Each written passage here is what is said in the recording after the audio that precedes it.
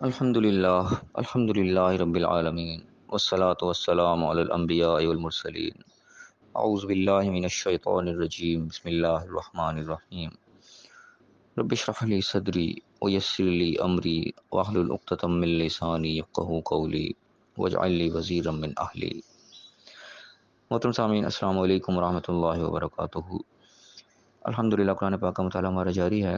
سورہ بقرہ کی آیت نمبر 253 تک ہم پڑھ چکے ہیں۔ آج انشاءاللہ آیت نمبر 254 اور 255 پڑھیں گے۔ اعوذ باللہ من الشیطان الرجیم، بسم اللہ الرحمن الرحیم۔ یا ایھا الذین آمنو،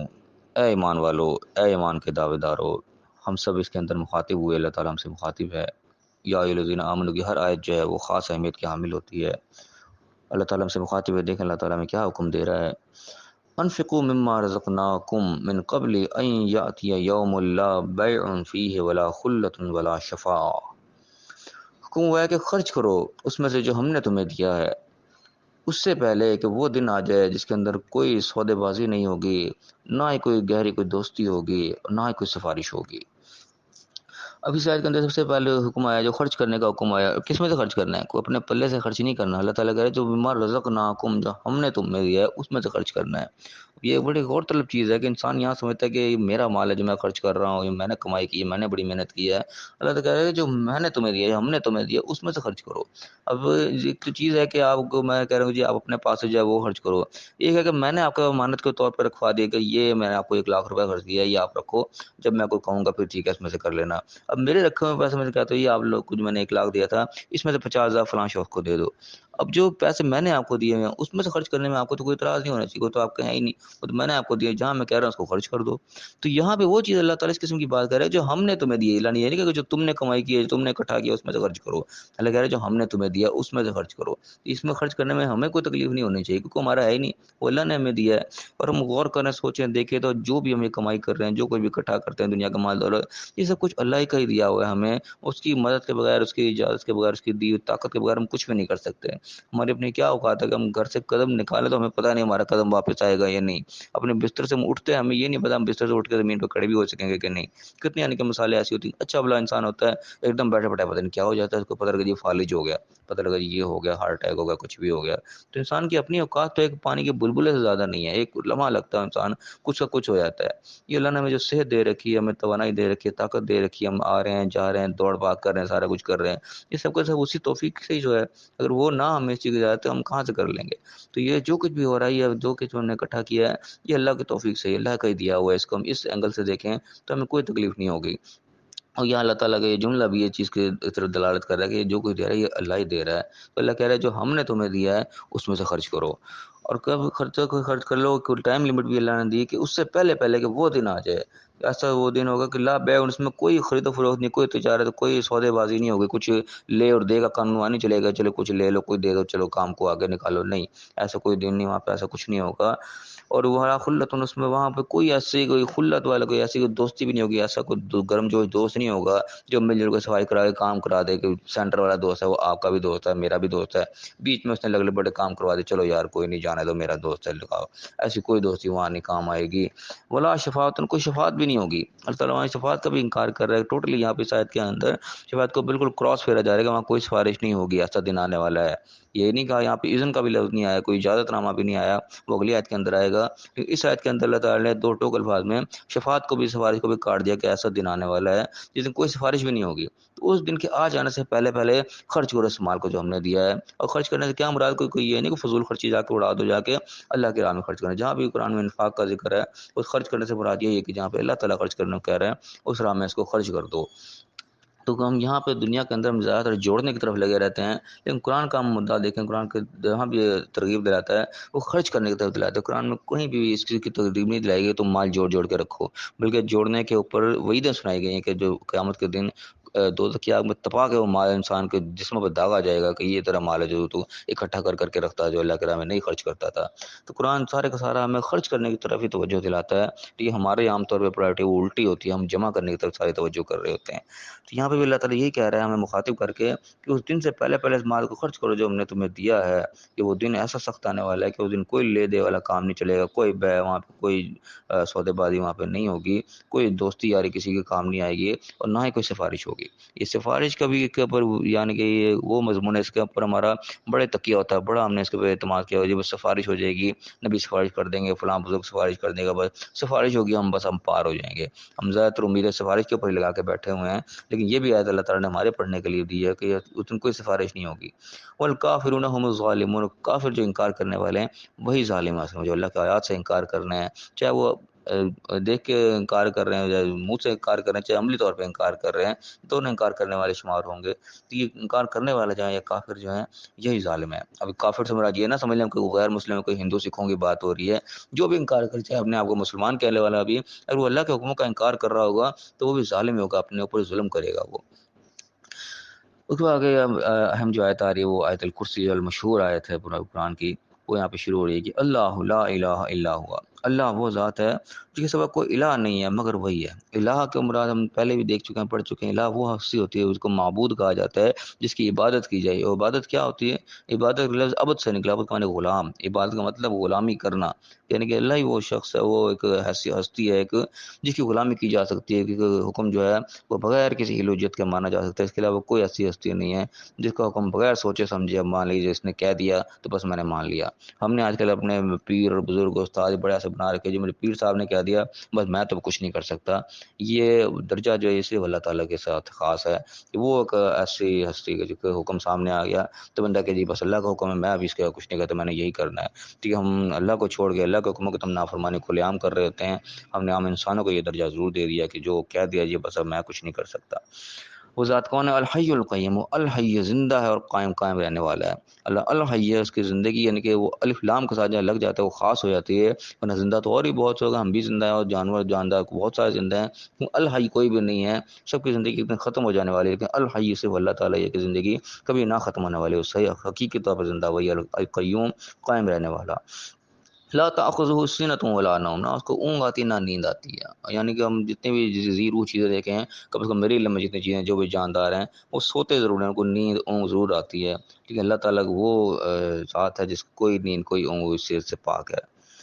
میں کہ لہو ما فی السماوات و ما فی الارض، جو کچھ آسمانوں میں زمینوں میں سب اسی کا ہی ہے۔ اب یہاں پہ بھی دیکھیں ہم کہتے ہیں یہ فلاں میرا، فلاں چیز میری، فلاں چیز میری، ہم بڑی اپنی ملکیت جتا رہے ہوتے ہیں، لیکن اللہ تعالیٰ کھلے الفاظ میں کہہ رہا ہے کہ ما فی السماوات و ما فی، جو کچھ آسمانوں میں زمین میں جو کچھ بھی ہے سب اسی کا ہی ہے۔ اور حقیقت یہ ہے کہ ہمارے یہاں پہ ہے کیا؟ جب ہم خود یہاں کے نہیں ہیں، ہم خود یہاں سے سب کچھ چھوڑ کے چلے جانے والے ہیں، تو پھر ہمارا کیا رہا؟ ہم نے ساتھ تو کچھ بھی نہیں لے کے جانا، اور یہ حقیقت ہے نہیں کہ دنیا میں ہم دیکھتے آ رہے ہیں طرف سے، جو آئے بڑے بڑے مال دولت والے بھی، جو کچھ بھی ہیں، بڑے بڑی جائیدادوں والے بھی، سب کچھ چھوڑ کے چلے جاتے ہیں، کچھ بھی ساتھ نہیں ہوتی، ہماری کو تو ہمارے ساتھ نہ چلی جائے، نہیں چاہتی ہمارے ساتھ کوئی چیز نہیں جاتی۔ یہ ہمارا ایک صرف دھوکہ ہے، شیطان نے ہمیں دے رکھا ہے۔ اللہ تعالیٰ کہہ رہا ہے جو کچھ بھی ہے سب کچھ آسمان و زمین میں وہ اللہ ہی کا ہے۔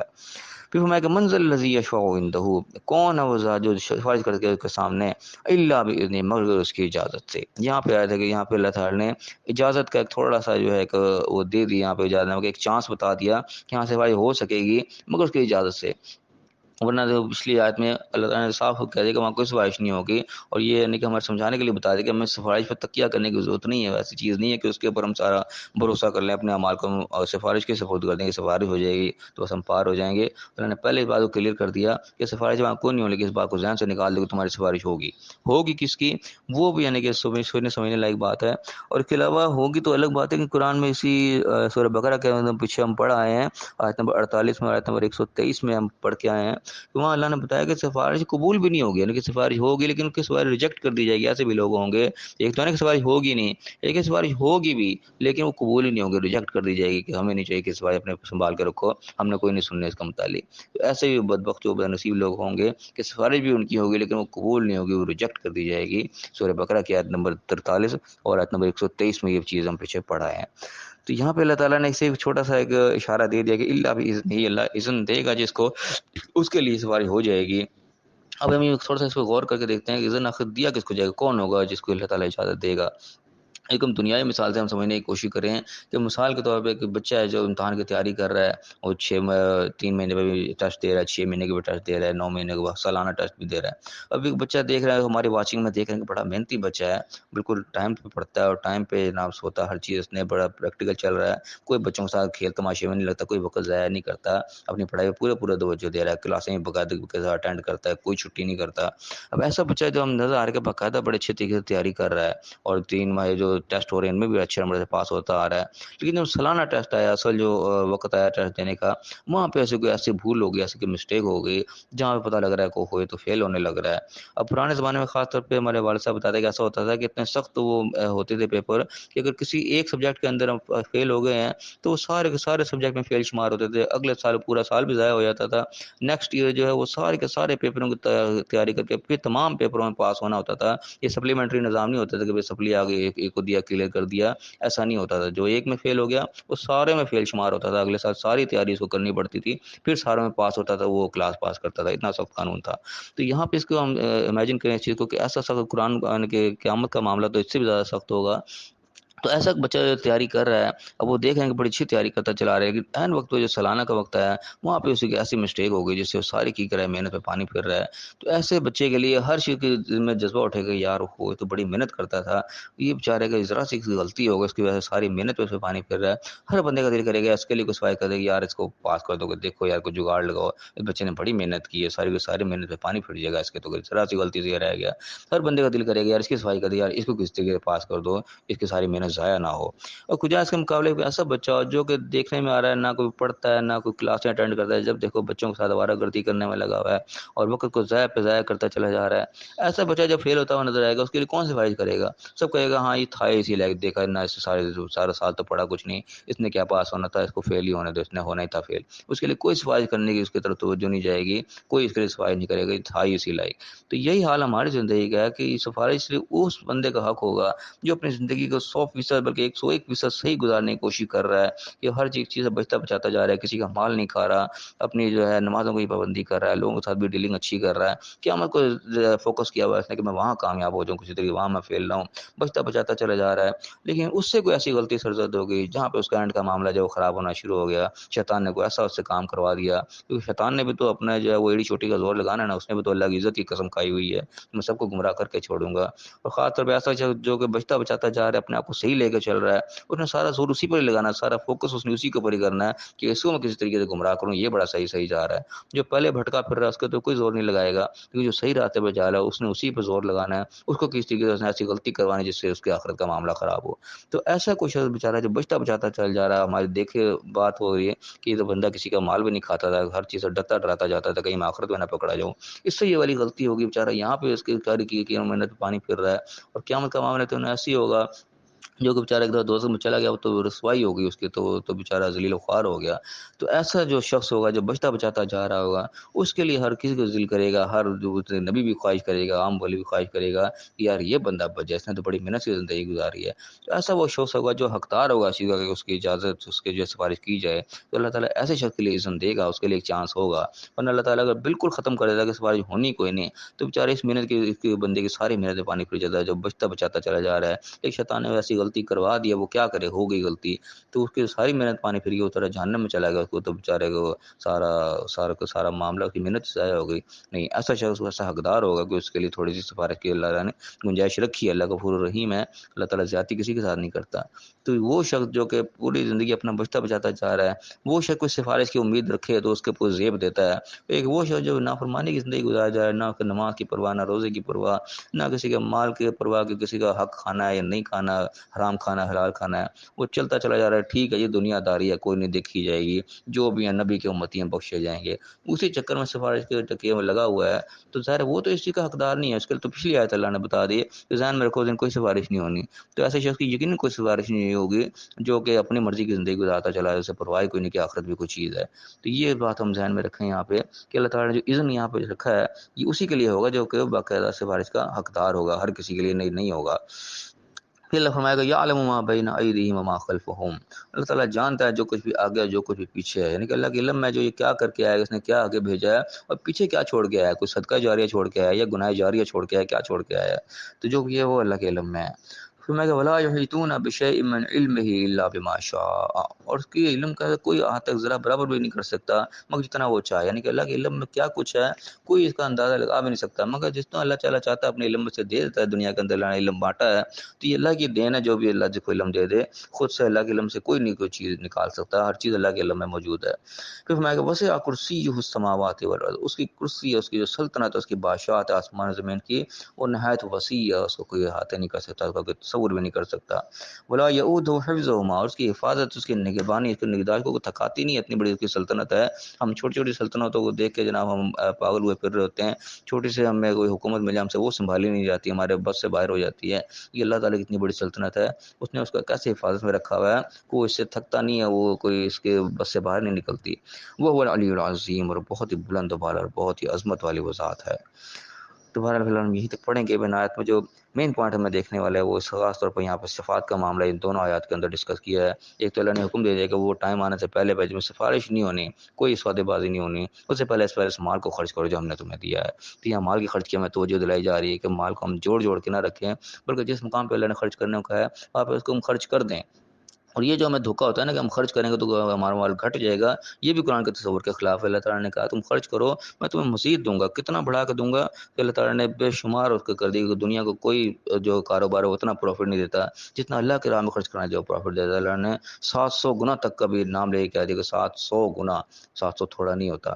تو اس کے علاوہ تو یہاں پر خرچ کرنے کی طرف ہمیں توجہ دلائی جا رہی ہے۔ دوسرے سفارش کا معاملہ یہاں پہ کلیئر کیا جا رہا ہے کہ سفارش پر تکیہ نہیں ہم نے کرنا، سفارش پر بھروسہ نہیں کرنا، پتہ نہیں وہ اس لائق ہوں گے کہ نہیں ہوں گے کہ ہماری سفارش کے لائق ہم ہوں۔ ہم نے اپنے زندگی خود احتیاط سے گزارنا ہے، ہم نے یہ فوکس رکھنا ہے ہماری کوئی سفارش کرنے والا نہیں ہوگا، ہم نے خود اپنے جو ہے زندگی کو اتنے احتیاط سے گزارنا ہے کہ کوئی نافرمانی ہم سے سرزد نہ ہو۔ ہاں جب اس احتیاط کے ساتھ ہم گزاریں گے، نافرمانی پھر بھی کہیں نہ کسی جانے انجانے میں ہو جائے گی، پھر ہم امید کر سکتے ہیں کہ ہماری سفارش کرنے والا بھی کوئی نہ کوئی اللہ تعالیٰ پیدا کر دے گا۔ لیکن ہم نے خود اگر نافرمانی والی زندگی گزار لی، خود ہم لاپرواہ ہو گئے، تو پھر اللہ تعالیٰ نے بتا دیا کہ وہ ایسا دن ہے جن کوئی سفارش نہیں ہوگی۔ اللہ تعالیٰ ہمیں صحیح سمجھنے کے صحیح عمل کرنے کی توفیق عطا فرمائے اور دنیا آخرت دونوں جگہ کامیاب فرمائے، آمین۔ وآخر دعوانا الحمد للہ رب العالمین۔